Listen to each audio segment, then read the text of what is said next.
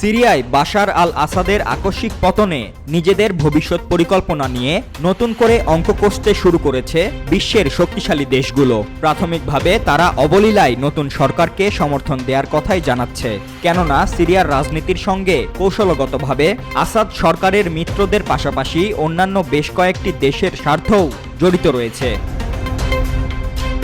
BBC বলছে, আসাদ সরকারের প্রধান মিত্র দেশ ছিল রাশিয়া। 2011 সালে আরব বসন্তের সময় আসাদ সরকারের পতনে রাস্তায় বিক্ষোভে নেমে আসে সিরিয়ার লাখ লাখ মানুষ। ওই বিক্ষোভ দমনে আসাদ সংঘাতের পথ বেছে নিলে তা এক সময় গৃহযুদ্ধে রূপ নেয়। তখন থেকে আসাদের পাশে দাঁড়িয়েছিল মস্কো। তবে এবার ঘটনা ছিল পুরো উল্টো। দৃশ্যত আসাদের পাশে রাশিয়ার কোনো কার্যকর ভূমিকা না থাকায় মাত্র 12 দিনেই তার পতন নিশ্চিত করেছে বিদ্রোহীরা। যদিও রাশিয়াই আসাদকে আশ্রয় দিয়েছে বলে জানিয়েছে বার্তা সংস্থা রয়টার্স।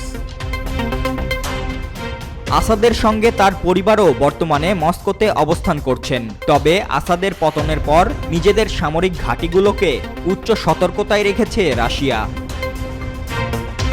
ক্রেমলিনের একটি সূত্র জানিয়েছে, বিদ্রোহীদের নিরাপত্তা নিশ্চিত করা হয়েছে বলে জানিয়েছে মস্কো।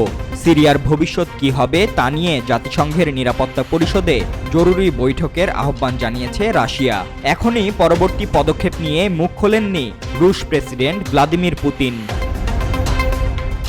অন্যদিকে আসাদ সরকারের আরেকটি ঘনিষ্ঠ মিত্র দেশ হচ্ছে ইরান। আসাদের পতনের পর নতুন সরকারের সঙ্গে বন্ধুত্বপূর্ণ সম্পর্ক অব্যাহত রাখার প্রত্যাশা তেহরানের।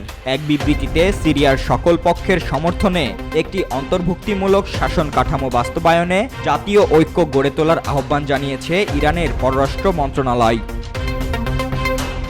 বিশ্ব রাজনীতিতে গুরুত্বপূর্ণ আরেক দেশ তুরস্ক বিদ্রোহীদের কয়েকটি গোষ্ঠীকে সমর্থন করেছে।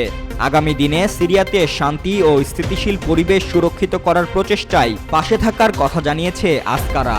দেশের পররাষ্ট্রমন্ত্রী হাকান ফিদান বলেছেন, গৃহযুদ্ধের সময় পালিয়ে আসা লক্ষাধিক সিরিয়ানকে প্রত্যাবাসনের জন্য কাজ শুরু করেছে তুরস্ক।